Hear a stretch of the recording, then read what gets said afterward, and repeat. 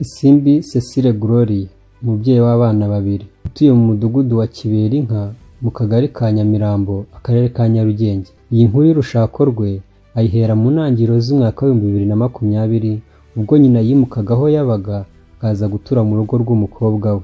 Ibi ngibi bigizwemo uruhare n'umukwe we, ari nabwo uyu mukobwa watangiye kubona ibimenyetso by'uko umwanya yari afite muri urwo rugo yawimuwemo na nyina umubyara. Byageze aho uyu mugore ibibazo bye abiganiriza umuvandimwe wa nyina, amusaba yuko yamuganiriza, amugira inama yo guha umwanya umukobwa we akubaka urugo.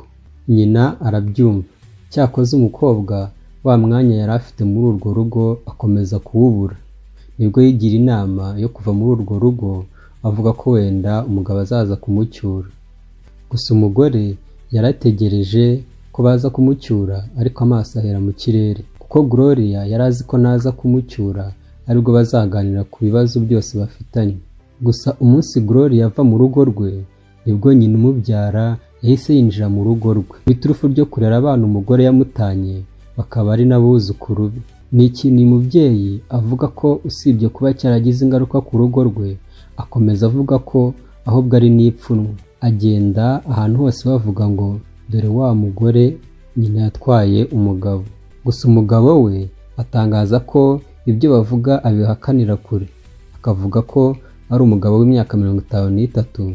Ati rero ntabwo naba narashatse ngo nyinire mu rugo rwanjye. Gusa umubyeyi ushinzwe gusenyera umukobwa we avuga ko ibingibi ari ukumuharabika, atabura umugabo muri uru Rwanda. Yakomeje avuga ko nta kintu yaba akurikiranyeho umukwe we, kuko nta mafaranga yigirira ndetse yewe nta n'ubwiza yifitiye.